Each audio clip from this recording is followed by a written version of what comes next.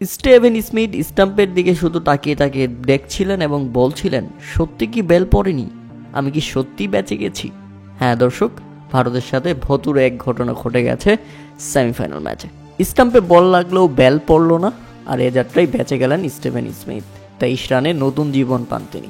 বলতেই হবে এখানে বড় ভাগ্য নিয়ে এসেছেন স্টিভেন স্মিথ, এবং ভারতের জন্য ব্যাড লাকের কপাল খারাপ যাকে বলে। ইনিংসের 14তম ওভারের শেষ বলের ঘটনা ছিল। অক্ষর প্যাটেলের করা ডেলিভারিটি স্টিভেন স্মিথ ব্যাট চালালে ব্যাটে বলে হয়ে ইনসাইড হয়ে বলটি তার পায়ে আঘাত করে এবং পা থেকে সরাসরি চলে যাচ্ছিল স্টাম্পে। স্টিভেন স্মিথ বলটাকে আটকানোর চেষ্টা করছিলেন, কিন্তু কোনোভাবে শেষ পর্যন্ত আটকাতে পারেননি এবং বলটি স্টাম্পে গিয়ে আঘাত করে। তবে আঘাত করলেও এ যাত্রায় হতাশ হতে হয়েছে ভারতকে, কেননা বল স্টাম্পে লাগলেও স্টাম্পের বেল অক্ষত থেকে যায়, যে কারণে বেঁচে যান স্টিভ স্মিথ। এবং তিনি বেঁচে গিয়ে স্টাম্পের দিকে তাকিয়ে থাকেন এবং তিনি দেখেন সত্যি কি বেল পড়েনি। হ্যাঁ দর্শক, সত্যি বেল পড়েনি, বেলগুলো স্টাম্পের উপরে অক্ষত ছিল। হতাশ হয়ে তাকিয়েছিল ভারতের সবাই, কেননা এখানে তাদের কিছুই করার নেই।